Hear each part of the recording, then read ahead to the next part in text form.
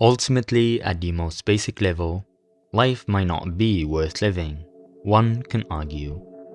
Its default state is misery, torment, and suffering. Happiness, pleasure, and satisfaction are temporary, brief moments, if not myths created by the hopeful nature of our psyche. If one laid still on the ground, just like a wooden plank, not moving a finger, not even trying to interfere with the automated behaviors of his body, breathing, blood pumping, or thinking, he'll inevitably experience hardship and discomfort, and basically little to no pleasure. Well, I mean, he could sleep for a bit.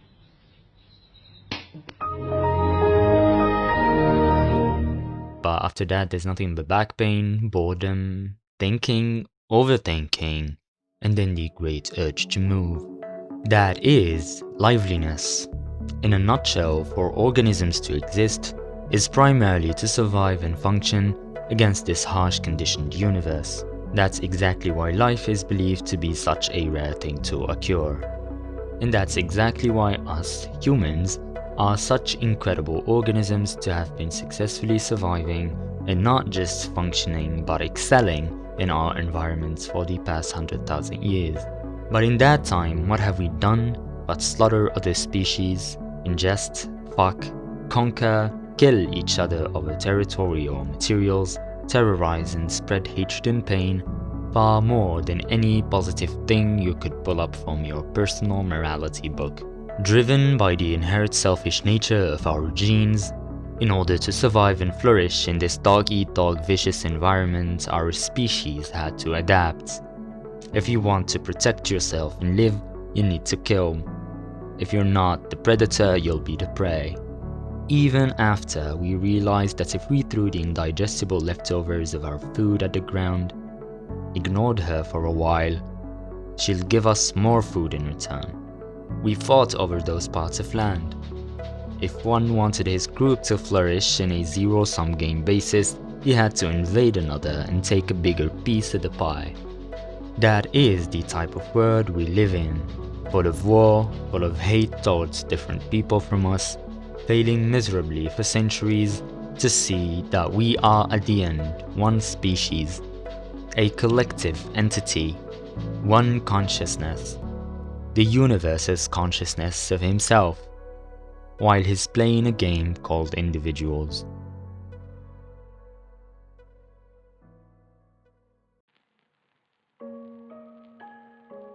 "1967, an individual's cry before his death was broadcast on a certain radio frequency while he was falling from the heavens. In the midst of the race to space that was between the USSR and the USA, outwitting each other for the higher ground, wanting to spy on one another, and scaring each other with their new toys each time, this whole childish game led to the unreasonable death of a certain man humanity will never forget. Vladimir Komarov was a test pilot and cosmonaut in the Soviet space program. He was assigned to the Soyuz first flight to outer space, and his next in line replacement was the national hero and the first man ever in space, his close friend Yuri Gagarin. Thanks to the Soviet Union leaders' meaningless obsession with competition, Leonid Brezhnev had assigned the cosmonauts to a fallible spaceship. The mission was for Komarov to pilot up the Soyuz 1 for a mid-space rendezvous with the vehicle that would take off the next day. Right after Gagarin and other technicians found a lot of structural problems that made the vehicle very dangerous to fly. Gagarin, who wanted this mission to be postponed, couldn't find any support to his request, as nobody dared to send it up the chain of command. And so, Vladimir Komarov knew that he wasn't going to make it back. When he was asked by his friend Ruseyev why not refuse, Komarov answered, "If I didn't make this flight, they will send the backup pilot. That's Yura. He'll die instead of me. We've got to take care of him." On the day of the flight, Yuri Gagarin showed up at the site trying to save his friend, but the Soyuz 1 left the Earth with Komarov on board. When reached maximum altitude, the spaceship's problems become apparent. Its antennas didn't open properly. Komarov had to manually and skillfully navigate and keep the ship in orbit. His return safely became a decreasing probability.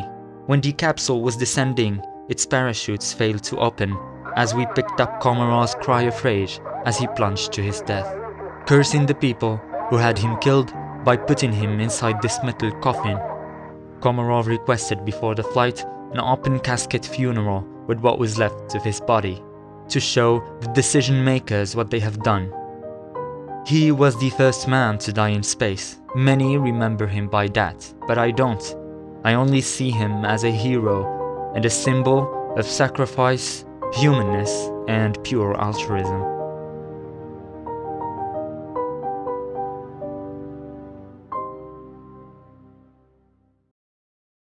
Acts of kindness like these are really puzzling, since there is no apparent strong reason for giving someone something at the cost of oneself, in a Darwinian sense. Or is there? Well, behaviorism can eventually be explained psychologically, but also genetically if the genes were strong contributors. Similarly, altruistic behavior is believed to be explicable via the complicated intricacies following the survival of genes.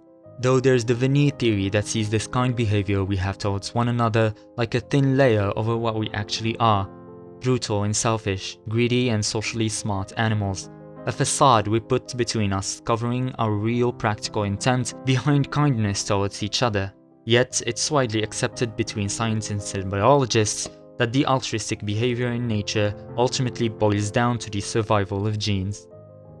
First of all, kin selection. An altruistic gene can spread to the population as long as the altruistic behavior is directed at other organisms that have the same gene. In other words, at family. So, selfish genes build parent animals to protect and sacrifice even for the young. The other part could be reciprocal altruism, which is basically this. Ooh, yeah. A little bit higher? Right there. Okay, my turn.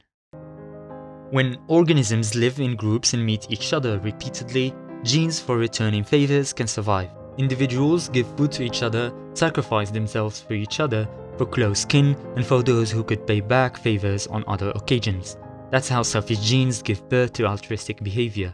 But when it comes to humans, there's something odd about us. We are rather nicer than what these theories could even expect.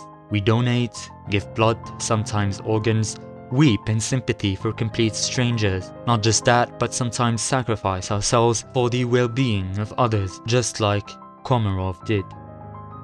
In this scaled-up world we live in, there are large populations of anonymous strangers that are not family and who we will not expect to return favors.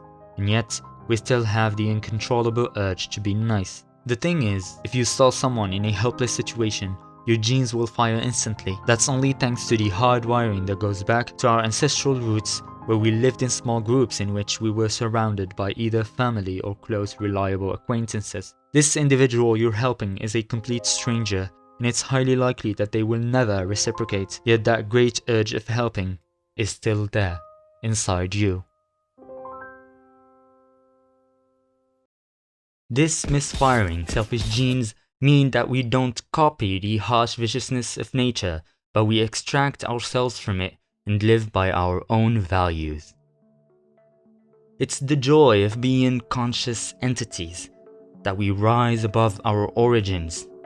That's the antidote to the darkness we've seen in our Darwinian heritage.